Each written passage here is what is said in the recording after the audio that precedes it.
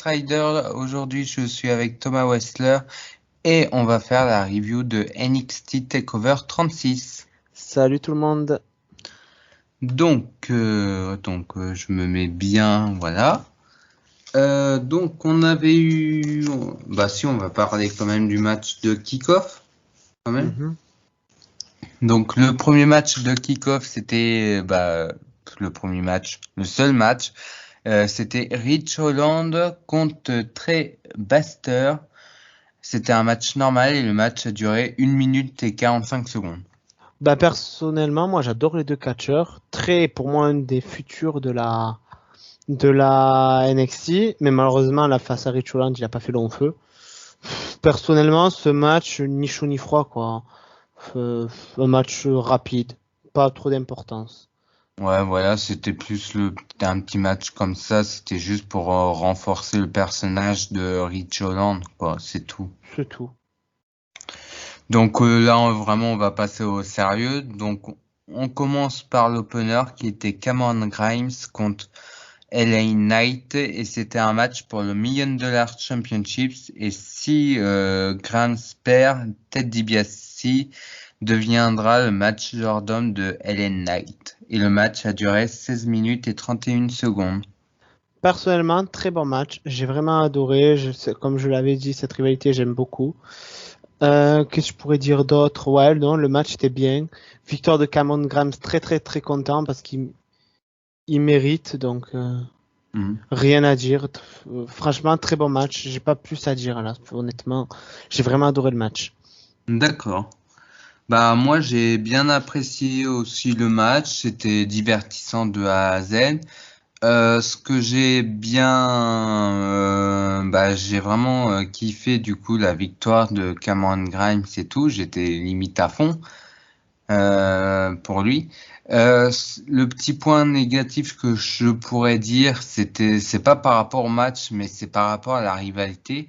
Au final, par la suite, ça, comme je m'en doutais et tout, ça, malheureusement, le Million Dollar Championships va disparaître par la suite parce que Non! justement, ce match-là clôture, on va dire, la rivalité La fin d'une ère. et que du coup, au final, le Million Dollar Championships n'a rien apporté. Donc, j'espère que Cameron Grimes aura vraiment une vraie chance pour un vrai titre. Pourquoi pas le nord-américain? Ouais, voilà. Parce que très clairement, il est très talentueux et il mériterait un bon push. Je suis entièrement d'accord. Donc, c'était un très bon match et pour ce match-là, j'ai mis un 15 sur 20. D'accord. Voilà. Donc, on va passer au prochain match. Donc, le prochain match, c'était Raquel Gonzalez contre Dakota Kai et c'était un match normal pour le NXT Women's Championships et le match a duré 12 minutes et 24 secondes. Bon, pour tous ceux qui me connaissent, savent que je suis un grand fan de Dakota Kai, donc j'étais derrière Dakota Kai à 100%. Le match, j'ai adoré.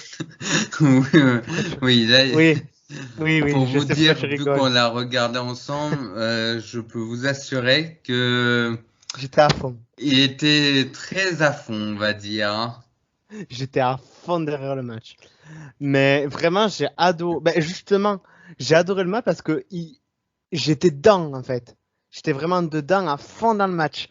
Donc, Faut pas vraiment. l'embêter. Si jamais vous prenez un drapeau blanc, au cas où dire en mode, si vous dites euh, une chose mal sur Dakota Kai, là vous êtes mort. Là, je vous dis, j'espère que qu'il trouvera pas votre adresse parce que là il fera comme oui Taken et tout.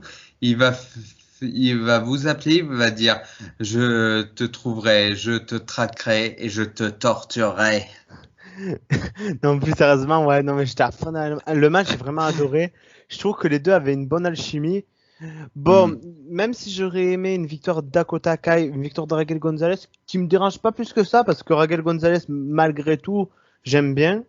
Et je trouve qu'elle est bonne en championne. Après, il Mais y a eu t'aurais les... préféré Dakota. Oui, après, par contre. Ah, là, par contre, après. Ah, après, là, j'étais content. Les débuts de Kaylee Ray à NXT. Et personnellement, je trouve que ça a du sens parce que bon, voilà, elle a tout fait à NXT UK. Donc voilà. Et aussi, si je ne dis pas de bêtises, Kaylee Ray et Dakota, même si leur équipe a été moins connue que l'équipe Dakota Ruby Riott, à Indy, je crois qu'elles avaient déjà fait équipe. Donc voilà. Bon, même s'il n'y a pas trop de rapport et tout. Mais en tout cas, j'ai hâte de voir la confrontation Kaylee Ray et Raquel Gonzalez. Et également, je me demande quelle sera la suite pour Dakota Kai. Si elle ira dans le roster principal, s'il vous plaît, non. Ou qu'elle reste à NXT. Et dans ces cas-là, qu'est-ce qu'elle va faire? Voilà. D'accord. Bah moi j'ai trouvé que le match il était vraiment très cool. Il y avait une très bonne alchimie entre les deux. Raquel Gonzalez qui conserve, c'est prévisible. Je pense qu'elle va perdre le titre contre Frankie Monet ou alors justement Kaylee Ray qui a fait ses débuts à NXT ou plutôt son retour vu elle a déjà fait ses débuts à NXT auparavant. Ouais, mais après, on peut dire qu'auparavant, c'était juste des petites apparitions. Oui, voilà. Voilà.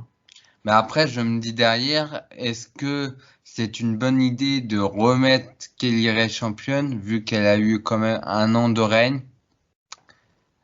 Moi, je pense qu'elle va être plus en mode un petit peu comme à la Tony Storm. Elle va faire des rivalités. Elle sera challengeuse, mais je pense pas qu'elle remportera le titre et elle ira par la suite au main roster. Ouais, je pense. Je pense, Car ouais. pour moi, je vois surtout Frankie Monet détrôner Raquel Gonzalez. Je suis assez d'accord avec toi. Donc voilà, j'ai pas grand-chose à dire sur le match. Ouais, Du coup, je pense qu'on peut passer au prochain match. Donc le prochain match, c'est Ilja Dragunov contre Walter.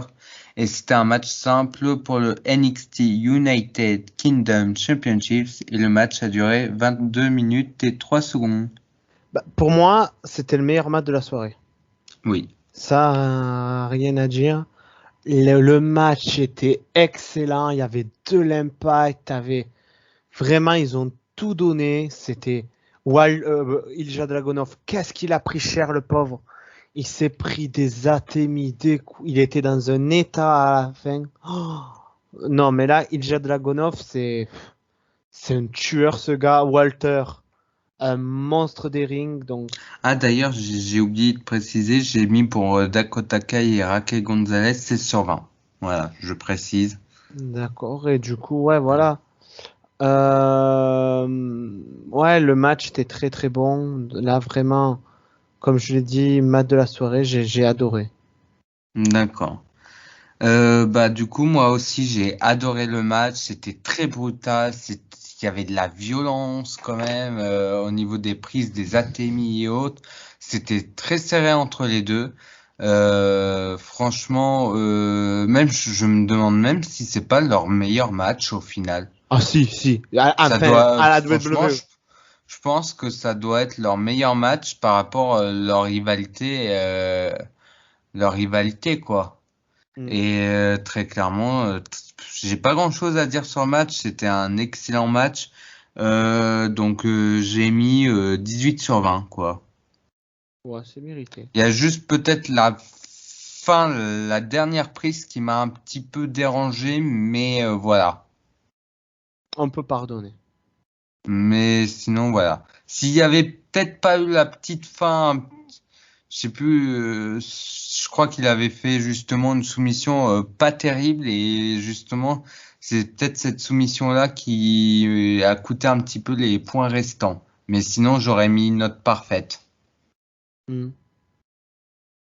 Ouais, je Voilà. suis d'accord. Mais du coup j'ai mis 18/20. Voilà. Qui est tout de même une excellente note. Voilà. Bon, du coup là par contre le prochain match je vais être je vais être sévère. C'est Kyle O'Reilly contre Adam Cole et c'est oui bon, 2 on 3 false match mais un 3 stage of hell match. Dans tous les cas pour moi c'est un 3 stage of hell match. Donc c'est un match de 3 manches avec des stipulations. Donc la première manche c'est un match normal, la deuxième manche c'est un street fight et la troisième manche c'est un steel cage. Je vais juste préciser que pour la première manche c'est Aurélie qui a gagné qui a gagné la victoire.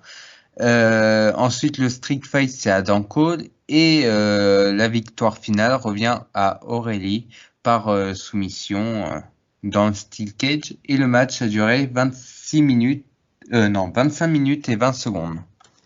Bon, pour moi, le match était bien, mais il y a un gros mais, c'est que c'est répétitif parce que chaque fois les grosses rivalités comme ça, match au meilleur des 3 manches, match au meilleur des 3 manches, etc. Et surtout, c'est à peu près tout le temps les mêmes 3 manches en question. Surtout, par exemple, premier match, match simple, je me suis dit, bon, je trouvais ça trop basique. Non, moi je trouve que c'était, justement, je crois que c'est l'un des premiers three stage of Hell match, mais ils auraient dû mettre des stipulations différentes en fait, qu'au lieu de mettre Ouais. toujours les mêmes stipulations.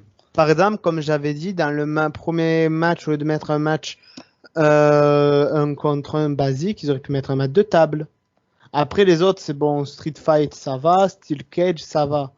De toute Mais façon, moi j'avais fait la reproche, c'était au Cameron Grimes LA Knight lors du NXT Takeover Stun and Deliver où j'avais dit justement que ils ont remis un ladder match alors qu'ils auraient pu apporter de l'originalité en mettant notre stipulation quoi. oui, voilà. Mais sinon, le match était bien, mais je trouve, ouais. Pour un dernier match de Cole, je m'attendais peut-être à une meilleure stipulation. Mm. Oui, parce que pour ceux qui ne savent pas, c'était le dernier match de Adam Cole à NXT. Voilà. Et d'ailleurs, moi personnellement, je vais être sévère contre ce match parce que disons que donc là pour vous dire, j'ai fait un barème totalement au vu de la stipulation, il y a un barème spécial que j'ai fait justement totalement différent. Malheureusement, le match je trouve décevant parce que pour la première manche déjà, c'était à mon sens, c'était trop court. Il n'y avait pas d'originalité vu que c'était un match normal. Il n'y avait pas vraiment de spot, même pas un petit spot et tout. C'était plus un match normal. Et en plus, ça a été très vite. Je crois que le match avait, oui, si, ça avait duré au moins 3 minutes, quoi. Cette première manche, c'est tout. Donc c'était pas ouf. Pour la manche numéro 2, là, ça a duré plus longtemps, donc ça avait duré au moins 12 minutes, au moins de match. Malheureusement, Street Fight, bon, il y a eu des objets, il y a eu 1 ou 2 spots, mais je m'attendais à plus. Au niveau de la rivalité, on nous vend une rivalité avec beaucoup de violence, avec de la brutalité et tout.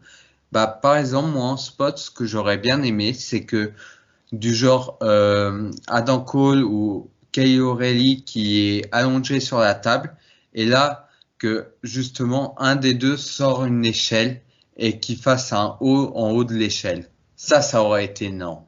Ouais. C'est un exemple. Après, il peut en avoir d'autres ou du genre qui se baladent ailleurs, je sais pas, qu'ils aillent dans le public, Dans les backstage. qui fassent un petit truc, mais au moins apporter de l'originalité, de la violence et tout. Et malheureusement, il manquait ce côté violence. Mais ça restait la meilleure manche des 3. Et par contre, le steel cage, on revient pareil. Disons que la stipulation n'a pas forcément été respectée. Il manquait de suspense. On sentait d'ailleurs les catcheurs n'ont même pas essayé de s'enfuir, on va dire.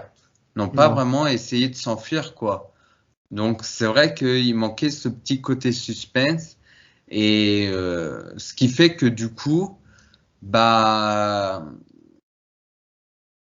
on perd du temps et en plus cette manche-là, elle a été aussi très courte parce que entre la manche 2 et la manche 3, il y a eu une sorte de temps d'attente parce que le temps que la cage descende. Ouais, descendre, pardon. Ensuite, à Adam Cole, bon, il a fait une powerbomb sur Kyle O'Reilly sur la table. Bon, ça c'est bien, mais ça s'arrête là. Mais très clairement, on a perdu, je peux vous dire, on a perdu au moins 5-6 minutes, quoi.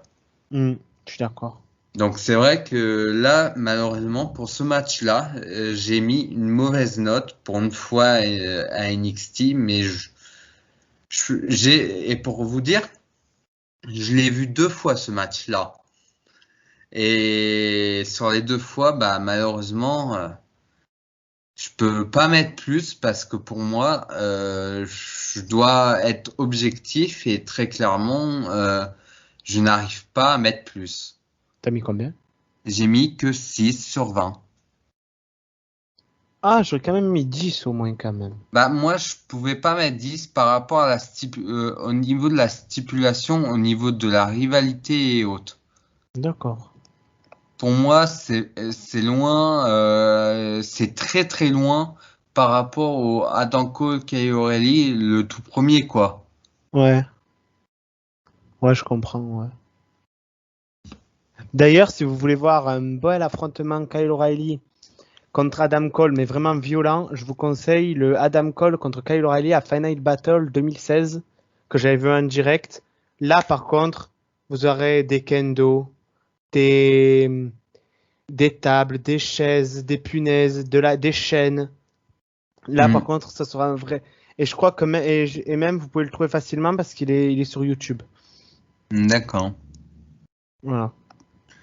Bah du coup je pense qu'on va passer au main event, hein. Vas-y. Donc le main event c'est Samoa Joe contre Karrion Kross et c'est un match normal pour le NXT Championship si le match a duré 12 minutes et 24 secondes. Bah, moi, je dirais ce match, je l'ai beaucoup adoré. Je dirais peut-être c'est mon second match préféré du pay-per-view. Après le Ilja contre Walter. Très très bon match. La fin du match, je l'ai trouvé juste extra. Samoa Joe qui fait revenir son Muscle Buster. Très content de ça. Revoir Samoa Joe champion, c'est une très bonne chose parce que bon, je vous avoue, Ah, quand surtout j'ai catché. déjà catché, hein, parce que quand j'avais vu que voilà, il avait mis un table de commentateur, j'avais dit ah, c'est bon sa carrière, hein. Dans le ring de la WWE, elle est fichue, ce sera un commentateur et tout. Mais là, je suis trop content, vraiment. En fait, il a subi un peu le syndrome de Brian Christian, quoi. Ouais, mais là, il a su rebondir et je suis tellement content. Hmm. Donc, ouais, il mérite. Et hâte de voir la suite, mais ça s'annonce que du bon, quoi. Voilà, moi personnellement, j'ai bien apprécié le match. Il aurait mérité 10 minutes quand même de C'est vrai, plus, hein. c'est Parce vrai, que un c'est petit peu vrai plus que long. 12 minutes par rapport aux deux catcheurs et pour un match pour le titre NXT, C'est quand même un peu. c'est limite quoi. Mais il aurait mérité 10 minutes de plus. Mm. J'aurais bien aimé voir encore plus de soumission hein, du côté de Karrion Kross. Un peu un côté un petit peu suspense, un côté vraiment très technique et tout. Mais ça restait un match plutôt sympathique avec la victoire de Samoa Joe qui me fait plaisir parce que Samoa Joe, c'est un catcheur très talentueux que malheureusement la WWE, Raw et SmackDown n'ont pas su utiliser. Mm. Et que au moins là, j'espère qu'il va pouvoir enfin s'épanouir. Et surtout, il a refait le Muscle Buster. Ouais, ça, c'est bien. Et ça, c'est bien. Ce qui Voilà. est un gros point positif. Par contre, attends, parce que je vois déjà les gens. Pour les gens qui vont dire oui, mais il a blessé Tyson Kidd. Déjà, bon, ok, Tyson Kidd est blessé à cause du Muscle Buster, mais c'était à faute de Tyson Kidd qui a fait une mauvaise chute. Donc voilà, je préfère avant que Et des puis, je gens. crois que c'est l'un des seuls. La seule, le Bah seul, voilà, c'est la seule personne à qui bah il y a eu qui a une blessé. blessure quoi. Donc ça peut arriver. C'est Alors que pas. ça fait plus de 15 ans qu'il a fait la prise, quoi. Et même, je vais aller plus loin. Il a juste fait un Sam Muscle Buster. Que des fois, il faisait des Muscle Busters sur des tables, sur des chaises, sur des Bah, barricades. même t'as bien des prises qui sont bien plus dangereuses et pourtant on les laisse quand même, hein. Le pile driver, tout Bah simplement. voilà. Le pile driver, le package pile driver. Euh, T'en as plein, hein. Un brise-nuque mal placé, même. Mm. Voilà, donc voilà. Mais du coup, pour en revenir au match, bah, c'était un match plutôt bon, Oui. mais il me manquait énormément de temps. Du coup, j'ai mis une note de 13 sur 20 parce que c'est ce temps qui manquait en fait. S'il y avait eu 10 minutes de plus, je pense que ce match, il aurait eu au moins le 20, Oui, ouais, je très pense. clairement. Je Mais pense. malheureusement, vu qu'il manque quand même beaucoup de temps, bah voilà quoi. Mais c'était pas mal. On va Voilà. pas. Voilà. Oui. Du coup, en conclusion, bah, très clairement, encore une fois, NXT TakeOver qui surpasse les pay-per-view du main roster de la WWE. Moi, au niveau de la note, on est du 6,8 sur 10. Donc, bon, si on arrondit, ça fait du 14 sur 20. Quoi, malheureusement, c'est le une note qui est d'un côté ne mérite pas forcément, mais bon, elle a beaucoup baissé à cause de Kyle O'Reilly contre Adam Cole, en fait. Ouais. Mais en soi, ça reste un bon NXT TakeOver. Peut-être pas le meilleur parce que on a eu quand même de belles soirées du genre NXT TakeOver Stand and Deliver et je crois que Vengeance Day aussi. Ouais. Donc il y aura, vous inquiétez pas, il y aura pas un top et flop, mais il y aura potentiellement un classement ou oui, je Mm. ferai sans doute un classement du moins bon au meilleur NXT TakeOver en fin d'année. D'accord. D'accord. Bah, je pense que c'était tout. Bah, ton avis, du coup, toi, sur le pay-per-view en Ah bah général? moi, ben, bon déjà le pay-per-view c'était le meilleur pay-per-view de ce week-end là-bas. Enfin de ce week-end où il y avait eu le week-end SummerSlam on peut dire c'était le meilleur Mhm. pay-per-view ça y a pas un truc. Non franchement c'était un bon pay-per-view la carte était bien. Il y a eu aucun mauvais match je trouve aucun match. Enfin aucun match que tu te dis qui a pas sa place sur la carte quoi je veux dire. Hmm. Donc non très bon Après, match. c'est en fond, et après, de toute façon, après, c'est en fonction des goûts, et puis Ouais, au voilà, niveau de c'est le goût et les couleurs. ce qu'on a ressenti aux attentes. Par exemple, toi, t'as aimé le Adam Cole, Aurélie, mais moi, j'ai pas apprécié parce que, on était très loin de mes attentes, en fait. Ouais, mais même si j'ai apprécié, je comprends malgré tout les critiques que tu as envers ce match, malgré tout. Mais Bah, au ouais. niveau des attentes, quoi, c'est vrai Ouais, que, voilà, ça, je peux le comprendre. Mais voilà, donc, très, très bon pay-per-view. De toute façon, j'ai jamais été déçu d'un takeover. non.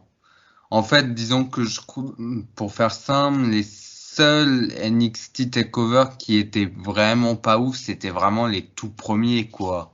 Ouais, et encore, c'était Parce quand même mieux que, que des pay-per-view WWE, même.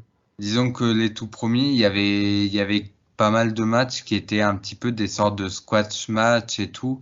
Donc, c'est vrai que c'était pas, au tout début, bon, on va dire que c'est comme si on avait un kick-off et par la suite, bah, plus ça montait, plus on avait des pay-per-view, des gros pay-per-view et des Big Four. C'est ça. Ça montait crescendo. Voilà. Voilà, bah ouais, je pense que c'est tout, hein. Bah, du coup, j'espère que cette vidéo vous plaira. N'hésitez pas à donner votre avis dans les commentaires. N'hésitez pas à vous abonner si ce n'est pas encore fait. Et puis, on vous dit à la prochaine pour notre vidéo.